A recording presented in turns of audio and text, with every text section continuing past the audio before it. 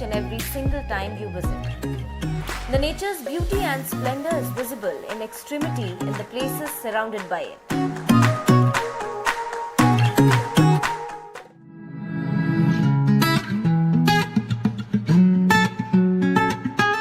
One such place located in the West Himalayas in the state of Uttarakhand is the Valley of Flowers.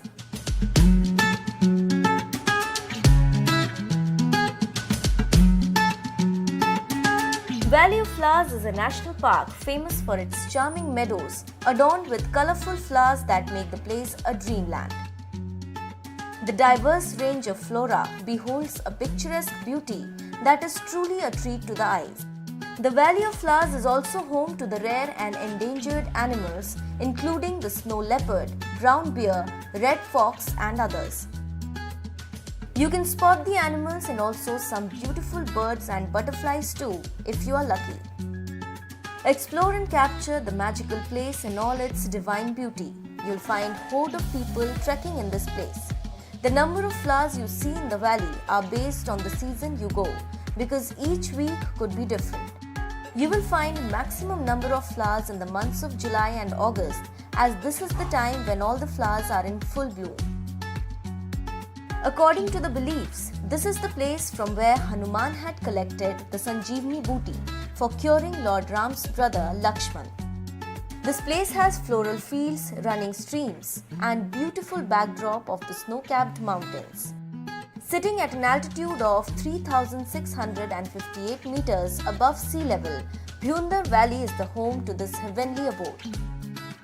The park is open only during summer from June to October and you need to do a trek of about 17 kilometers to reach the exact destination.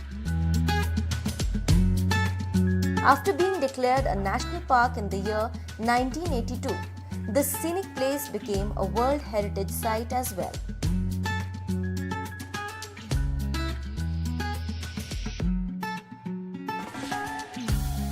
If you are planning to visit the place, Ghangriya is the base camp for the trek. It has private lodges and hotels for accommodation. One cannot stay at Valley of Flowers, therefore Ghangriya remains an ideal place to relax and sleep. Visit this endearing spot as you would not want to miss the bliss nature has endowed upon it.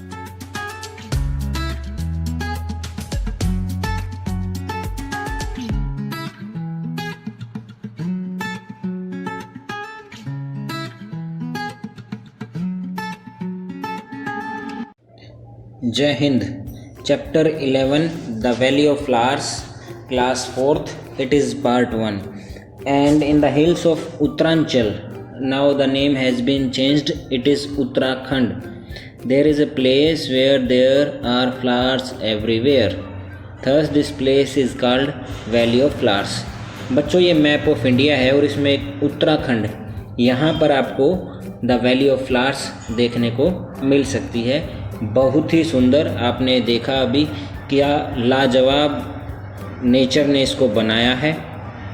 In some places one sees red flowers blooming on bushes while in other one finds white flowers peeping out between the stones. तो एक तरफ तो आपको झाड़ियों में से लाल रंग के फूलों की महक आ रही है, आप देख रहे हो, और दूसरी तरफ आपको सफ़ेद रंग के फूल पत्थरों से चमकते हुए नजर आ रहे हैं. There are wide areas carpeted with the brightest yellow flowers. और दूसरी तरफ येलो फ्लावर्स का कारपेट बिछा हुआ है. We have seen in the video also. And suddenly elsewhere blue flowers shining like tiny stars between the grass. और वहीं छोटे छोटे नीले रंग के फूल भी हमको मोहित कर रहे हैं. All this seems like a beautiful dream. Doesn't it? ये बिल्कुल एक सपना सा लगता है, जैसे आप स्वर्ग में आ गए हो, हेवन में हो. And it become very pleasant to everyone to assume it, to imagine it, to view it and to concern it. Okay, yes, because like a dream these flowers bloom only for a few weeks in the year. अब ये कुछ ही समय के लिए ये Bloom करते हैं. Most probably जुलाई से अगस्त तक ये रहते हैं. Now close your eyes and imagine, आप भी इमेजिन इसको कर सकते हो, that you have reached such a place, how does it feel, you have to tell it, what song do you feel like singing. अब आपका मन भी अच्छा हो जाएगा जब आप ऐसा नज़ारा ऐसा देखोगे। Have you ever seen so many flowers grow together anywhere, तो क्या आपने कभी ऐसा तो नर्सरी में भी देखने को नहीं मिलता है कि कितने ज़्यादा फूलों का बगीचा वहाँ है। How many different coloured flowers have you seen, write their colours, आपको कितने अलग अलग रंगों के फूल आप तक देखे हैं, ये यहाँ भी आप देख सकते हो।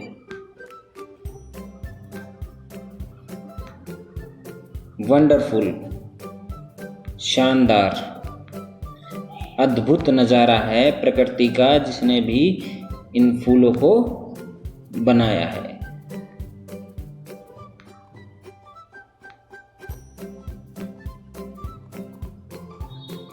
अब नेक्स्ट पेज पे, now you were just let counting, weren't you, are there any things in your house which have designs of flowers made on them like cloth, seeds, vases etc, क्या आपके भी घर में किसी चीज़ पर चित्रकारी हुई है फूलों से?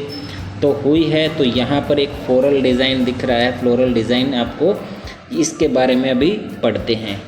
This design is known as Madhubani design और मैथिली डिज़ाइन। अब इसके बारे में देखते हैं। The design in the picture is called Madhubani.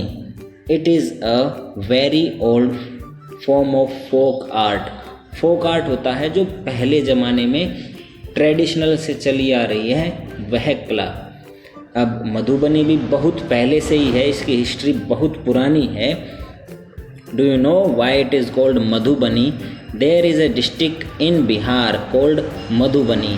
Madhubani एक डिस्ट्रिक्ट था बिहार में, उसके नाम पर इस पेंटिंग का नाम भी मधुबनी पेंटिंग हो चुका है।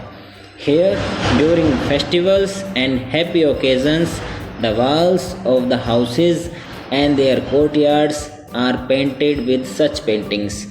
अब दिवाली के टाइम पर, फेस्टिवल के टाइम पर चारों तरफ ऐसी ही पेंटिंग आपको देखने को मिलेगी। These paintings are made out of paste of powdered rice in which color has been mixed. अब सबसे अच्छी बात क्या है, ये पेंटिंग जो है नेचुरल तरीके से, नेचुरल इंग्रेडिएंट्स को लेकर बनाई जाती हैं। The colours used in Madhubani paintings are very special to make them indigo, neel, turmeric, haldi, colours from flowers and trees etc. नील रंग लिया जाता है, हल्दी से पीला रंग लिया जाता है और फूलों से उनके रंग लेकर ये पेंटिंग बड़े अच्छे ढंग से बनाई जाती है। The paintings show human beings, animals, trees, flowers, birds, etc. और काफ़ी ज़्यादा मात्रा में इन सब का प्रदर्शन होता है। Now we have something for you to know about Maithili painting और मधुबनी पेंटिंग।